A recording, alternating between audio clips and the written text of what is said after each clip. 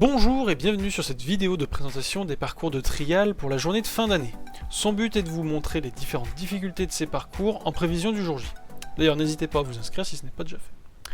On va commencer par la présentation du parcours de trial débutant. Ce parcours est basé sur la maîtrise de son vélo et de sa vitesse. Il est composé d'un enchaînement de virages et de franchissements divers que je vais vous présenter. Le début du parcours est composé de deux virages simples qui demandent de prendre large pour passer sans difficulté. Il faut ensuite enchaîner le franchissement de deux petits troncs et d'une souche, tout en gardant une allure suffisante pour ne pas tomber. On enchaîne sur un virage serré où il faut anticiper et prendre large. Le virage suivant est la difficulté majeure de ce parcours. Il faut garder sa roue avant bien à l'extérieur pour pouvoir réussir à tourner. Il faut ensuite passer entre deux troncs sans y prendre appui.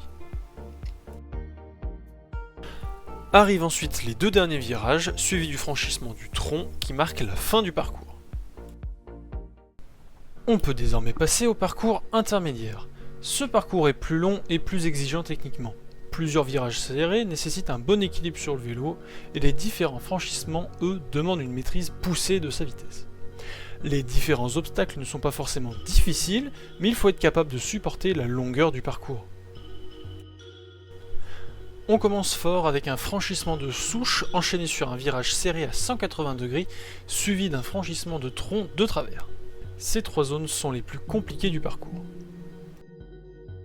Après une transition, on enchaîne sur un deuxième franchissement de tronc de travers, et on continue sur un franchissement de tronc normal. On arrive maintenant sur le deuxième virage le plus dur, où il faut passer suffisamment large et doucement pour ne pas être poussé par l'arbre penché, le tout en faisant attention de ne pas sortir des limites du parcours. On enchaîne sur deux virages au milieu des arbres, suivis d'un passage étroit et d'un autre virage serré. Il faut ensuite franchir une souche, tout en faisant attention de ne pas se prendre l'arbre sur la gauche. On continue sur trois virages de slalom, où il faut faire bien attention au positionnement de la roue avant. On arrive enfin sur les deux derniers franchissements du parcours, qui signent donc la fin de ce dernier. On attaque désormais le dernier des parcours, le parcours confirmé.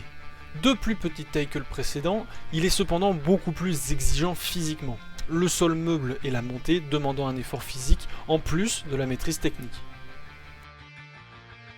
Le parcours commence avec le franchissement d'une souche de la hauteur d'un vélo. Il faut une vitesse importante pour passer sans encombre.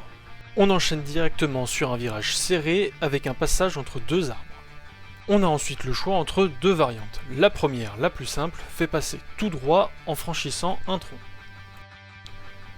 La seconde est plus compliquée car elle demande de passer par deux virages serrés avant de franchir un tronc et de prendre un troisième virage en épingle. Il faut ensuite passer deux virages à 180 degrés avec un fort rayon de courbure et un enchaînement de montée, descente, montée. Le positionnement dans ces virages doit favoriser une accélération en sortie pour pouvoir passer l'obstacle suivant. Enfin, le franchissement de ce tronc signe la fin du parcours.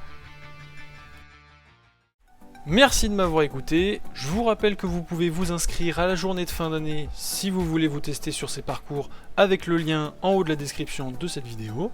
C'était Antoine du club VTT Démon, on se retrouve sur le vélo, à plus.